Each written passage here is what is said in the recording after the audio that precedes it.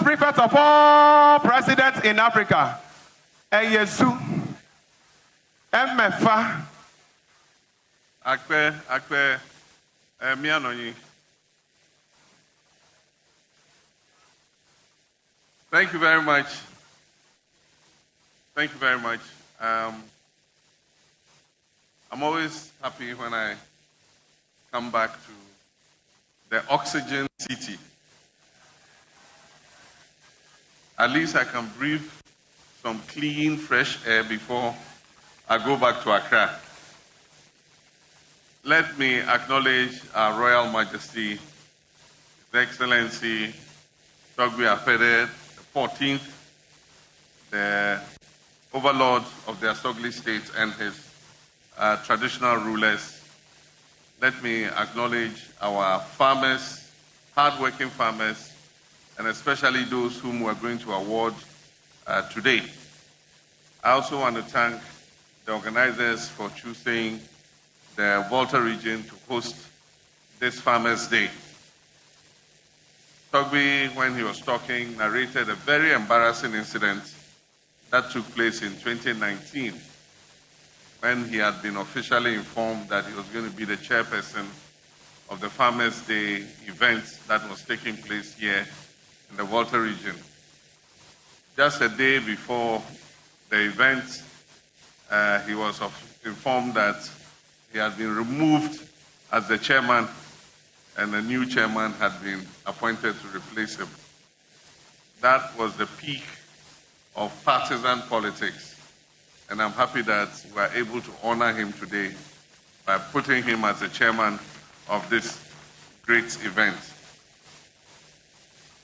I've been to Volta region several times since my inauguration as president, and I have assured the people of the Volta region that as long as I remain president and the NDC remains in power, we will make sure that the Volta region always gets its fair share of the national cake. Recently, we launched the Big Push program, which the Nobody Cultural Troupe was talking about. And I must say that a good percentage of the roads that have been put under the Big Push are here in the Volta region. The regional minister recently made a tour of all the projects that we have awarded under the Big Push. And he has submitted a report to me, and his report shows that the contractors are on site. They have finished setting up their site camps, and indeed most of them have started the work. I'm sure that by the time I come back here next year or within 18 months, most of those roads will be nearing completion and we'll have the opportunity to commission them. Aside from that, we're also looking at the extension of water systems, and Ho particularly does have a problem when it comes to adequacy of water supply.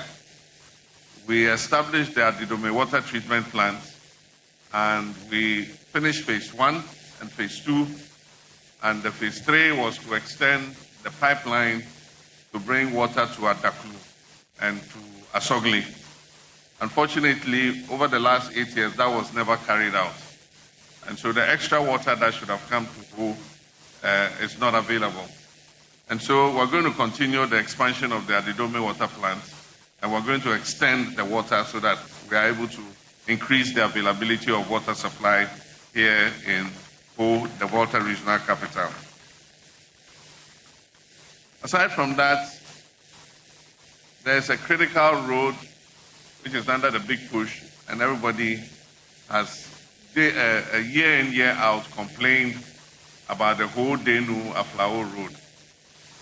I'm happy to note that finally work is being undertaken on this all-important road, because it's going to increase the trade between us and our neighboring country, Togo, and make us able to move goods and other services and passengers between the Volta region and our neighboring country.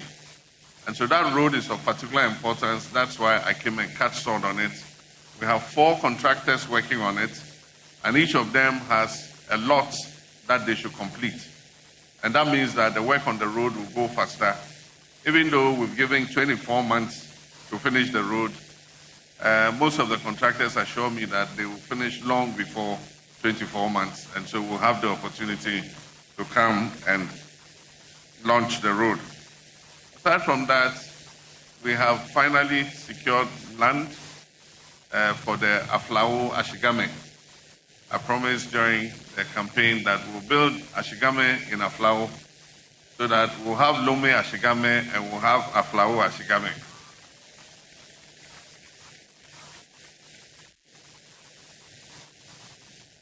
We, as the Agric Minister said, we're applying science in our new agricultural policy. Because every country treasures food security. You must be able to feed your nation, feed your people, and make food affordable for them. But you can only guarantee food security if you put in place a system where you are able to do all year round agriculture. And that is why we're taking irrigation seriously. And this irrigation is not going to be irrigation that we apply only close to water bodies, but also irrigation in places that are not close to water bodies, because we can use underground water for irrigation. And so the Ministry of Agriculture is going to distribute solar water pumps. And so even if you have a 10-acre farm, we'll drill a borehole for you, we'll install a solar water pump. You don't need electricity. It will supply you water so that you can do year-round agriculture. You don't need to clear 40 acres of land. With 10 acres of land, you'll be able to produce the same amount of food that you produce on 40 acres. Because as you harvest, you are planting. As you harvest, you are planting. And so if you're able to plant and harvest 3 times a year, you can imagine the amount of food that you produce. And so government will continue to support farmers. And I particularly was impressed by our female farmers and fishers. Just that the title of your organization is a bit jaw-breaking, Gafafao. I've still been trying to learn how to say it, Gafafao. But of course, the Gafafao reflects how powerful the organization is. And I believe that they raise very important issues to do with focusing on women agriculturists who are into farming and fishing, by giving them credit to be able to produce more, and giving them the credit at the right interest rate. Currently, capital and credit that is available to our farmers is at such an interest rate that if they take a loan, they virtually will be working for the bank, not for themselves.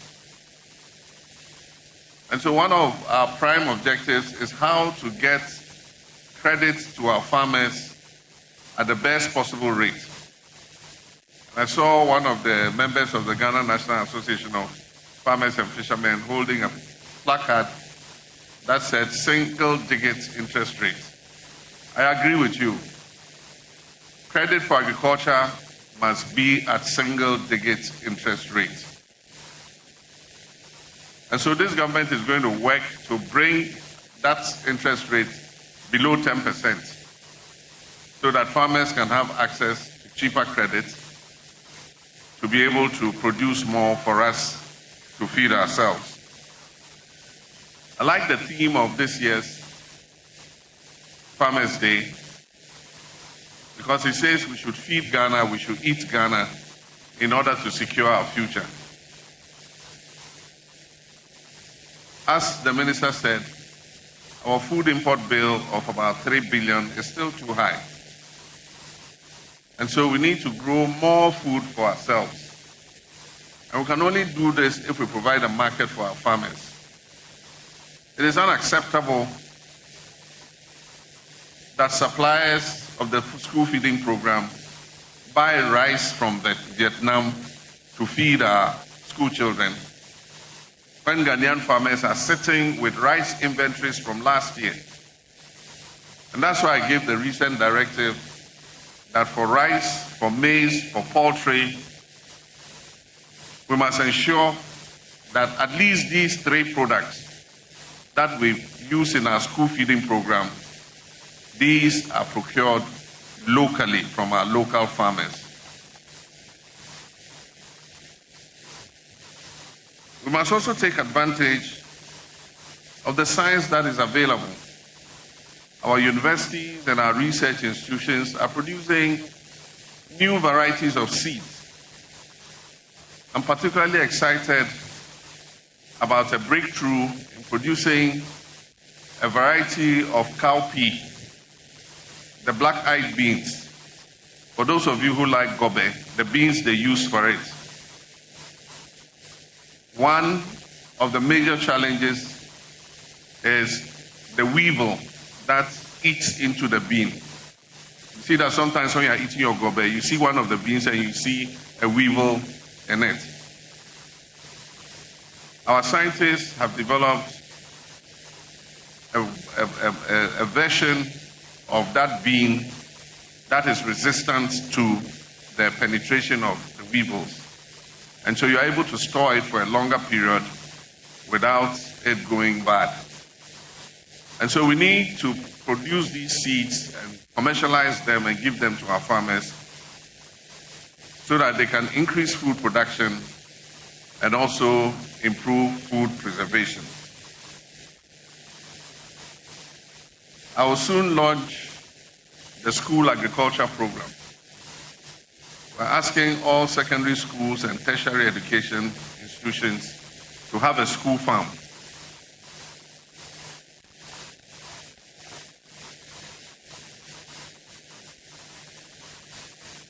Where they can produce their own chicken, they can produce their own livestock, goats, small ruminants, goats, sheep,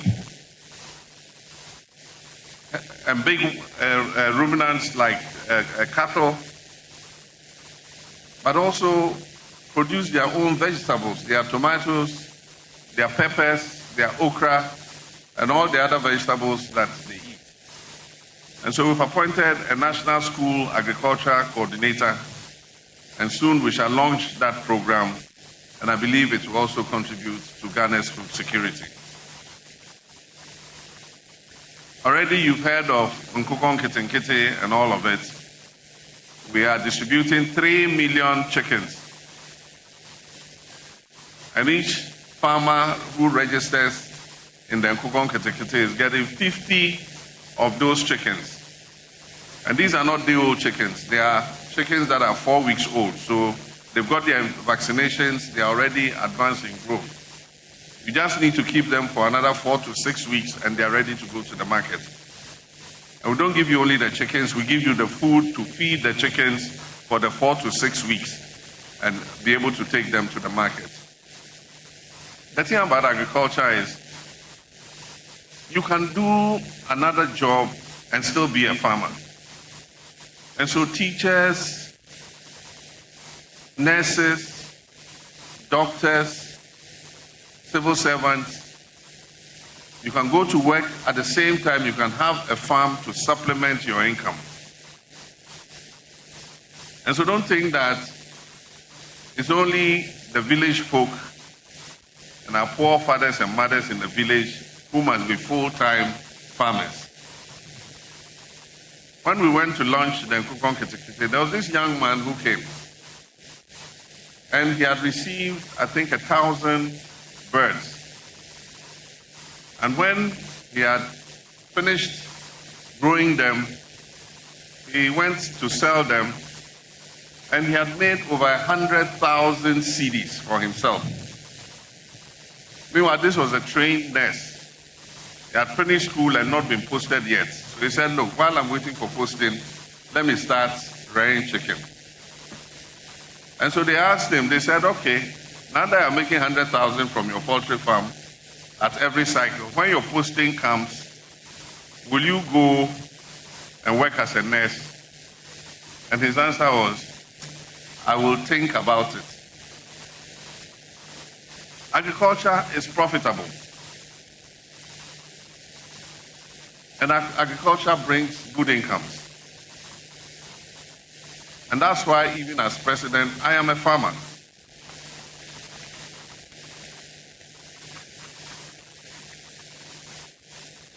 And so everybody can be a farmer. And I encourage all my appointees, government officials, please procure some land.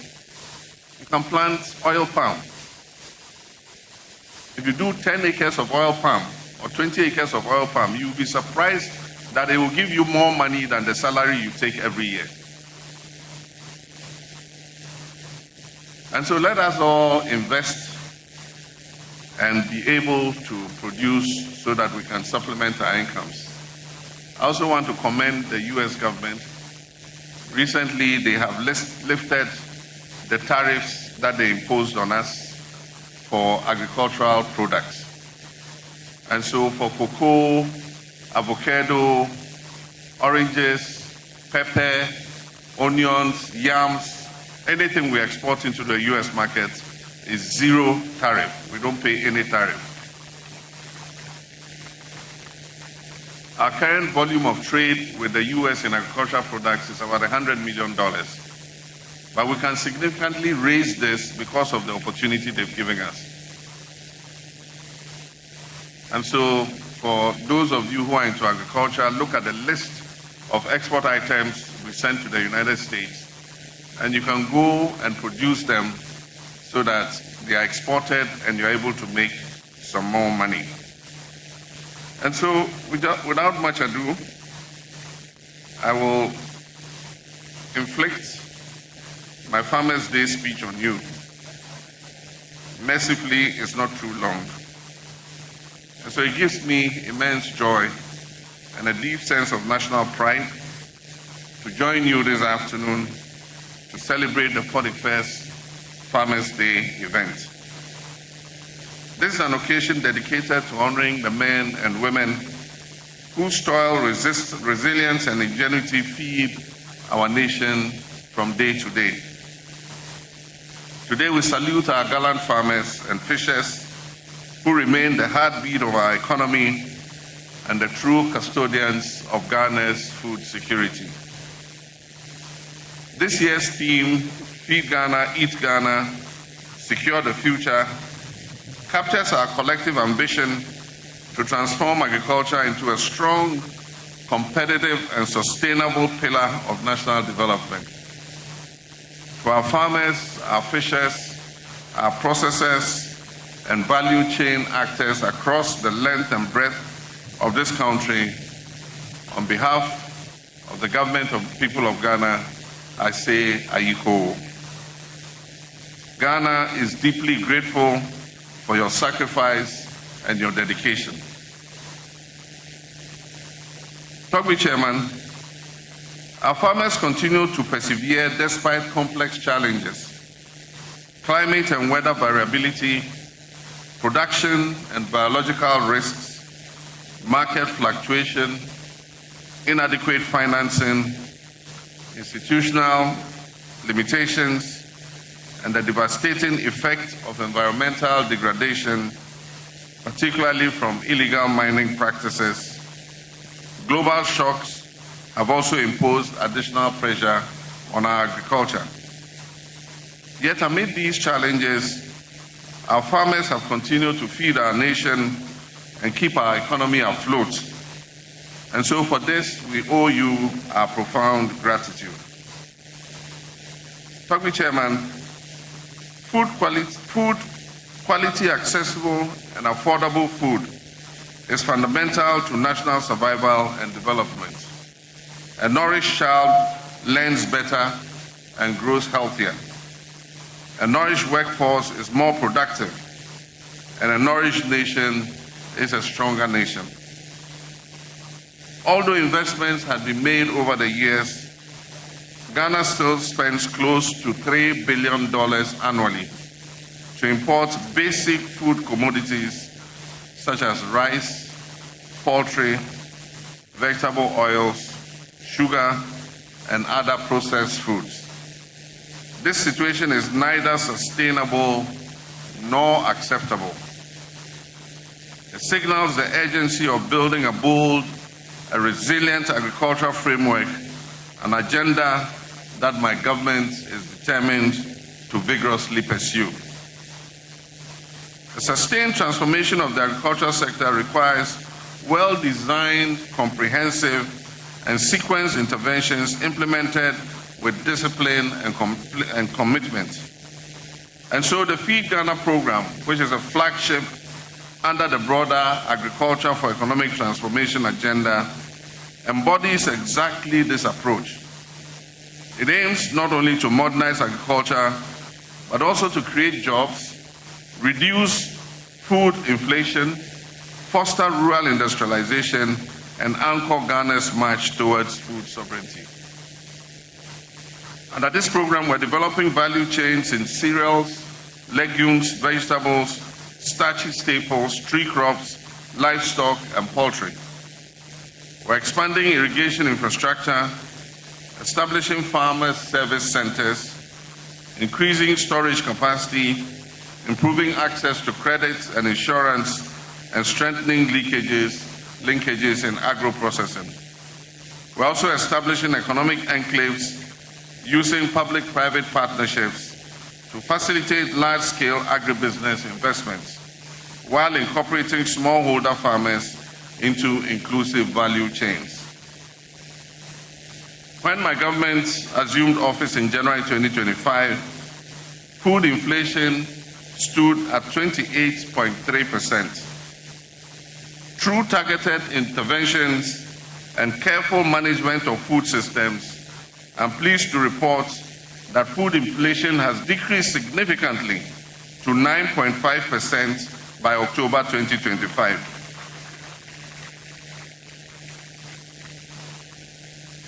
And this is a notable improvement from the 22.8% recorded at exactly this period in October last year. This achievement reflects the impact of deliberate and well-targeted measures, such as the procurement and distribution of 50,000 metric tons of fertilizer and 3,000 metric tons of hybrid maize and rice seeds to farmers, including national institutions such as the National Service Authority, the Prison Service, faith-based institutions, and secondary and tertiary educational institutions. The rehabilitation and expansion of irrigation infrastructure under the Irrigation for Wealth Creation initiative, with 3,520 hectares under active development at Volta, Ashaman, Aveime, Ochiriko, and Dawinya. Also significant progress in the Afram Plains Economic Enclave, where 3,220 hectares of irrigation infrastructure is at various stages of completion. We've also completed 15 out of the 250 earmarked solar-powered boreholes to support vegetable cultivation in farming communities and second cycle schools. If you watched, I think it was last week, we launched the Vegetable Development Program, and we launched it in Volta Region with 60 hectares of land. And we're drilling boreholes on all the 60 hectares, and the farmers will have solar water pumps with poly tanks to be able to grow vegetables all the year round. We're coming to Volta Region next. So those of you interested in joining the Vegetable Development Program, you have to register, and when we come, you can participate in this program. To empower smallholder farmers, the Feed Ghana program is establishing 50 farmers service centers, and Volta Region will get its fair share of the farmers service centers. With agreements finalized for the supply of 5,500 agricultural machines. These include tractors, harvesters, rice mills, sprayers, and cassava processors. The government has also supported 120 individuals and AMSECs with mechanization equipment to enhance land preparation, harvesting, storage, and market access. To address the glut that occurs by increased production, the government released 100 million Ghana cedis to the National Buffer Foods Company to absorb the excess produce, with a further 200 million approved for the year 2026. Partnerships with private processors such as Farm Mates Tomato Company and the Tomato Women's Association are ensuring that vegetables and other produce produced on the farm are taken off directly at the farm gate for processing. As I said, I've also directed all service providers under the school feeding program, all security agencies, all state-funded feeding programs must procure their food items locally. And all of us must be watchdogs of this. I urge citizens to report institutions that fail to comply with this directive. These measures are to ensure that no Ghanaian farmer suffers losses due to surplus production. In the medium to long term, government will build modern pack houses and aggregation centers to reduce post-harvest losses. We're also strengthening links between farmers' cooperatives and processors to secure raw material supply and minimize waste. And so I wish to encourage all farmers groups, if you haven't formed your cooperative yet, better start forming your cooperative. So far, we have registered almost 70,000 cooperatives across the country. Government assistance is not going to go to individual farmers. Government assistance is going to be applied through cooperatives. So those of you who haven't cooperativized yourself yet, please start creating your cooperatives. This year, we increased efforts to rebuild Ghana's poultry sector through the Corn Kitten Household and Backyard Poultry Initiative. Over 13,000 farmers in 12 districts have received 720,000 birds. Support extends to 50 anchor farmers and 500 medium-scale farmers, as well as households nationwide. The government is collaborating with the private sector to establish modern poultry processing plants in different parts of the country to ensure secure market access, enhance value addition, and create jobs. And for those of you who watched, I think it was last week, I commissioned the first of these processing plants in Bichim in the Ahafo region. To ensure scalability, coordination, and inclusivity, over 70,000, this is just what I talked about, commodity-focused farmers cooperatives representing 710,000 farmers have been registered and integrated into all our major agricultural interventions. This cooperative model enhances bargaining power, it promotes fair pricing, and strengthens collective problem solving. Togbi Chairman, to feed Ghana, we must also eat Ghana. We cannot import what we can grow, and therefore we're promoting a strong natural culture of supporting Ghanaian rice, Ghanaian poultry, Ghanaian yams, fruits and vegetables, cooking oil, and cassava products. This is essential if we are to achieve food sovereignty and agricultural profitability. Building a resilient agricultural sector requires climate-smart approaches, strong risk management systems, and investment in research, innovation, and agroecological practices. Government is therefore strengthening collaboration with our development partners, financial institutions, and the private sector to make agriculture a viable and attractive livelihood for future generations. let me extend our profound gratitude to our partners, IFAD, AGRA, GIZ, KFW, WFP, JICA, FAO, COICA, AFD, and AFDB, and finally the World Bank, and also the governments of Italy, Norway, the Netherlands, and Canada for their invaluable support. To our banks, especially Agricultural Development Bank, which is my bank, for those of you who want to know, Exim Bank, and Stanbic Bank, to our farmers' unions, researchers, and private sector partners, Ghana appreciates you. To the Honorable Minister, Honorable Eric Opoku, and his team of dedicated staff at the Ministry of Food and Agriculture, I say Ayiko. You remain the backbone of this agricultural transformation that is taking place in our country today. As we celebrate our farmers and fisherfolk, let us renew our collective resolve to feed Ghana is to invest in Ghana, to eat Ghana is to believe in Ghana, and to secure the future is to work together, government, private sector, communities, and citizens for a food secure, resilient, and prosperous nation. As I conclude, let us honor our farmers, celebrate their achievements, and dedicate ourselves to supporting them at every turn.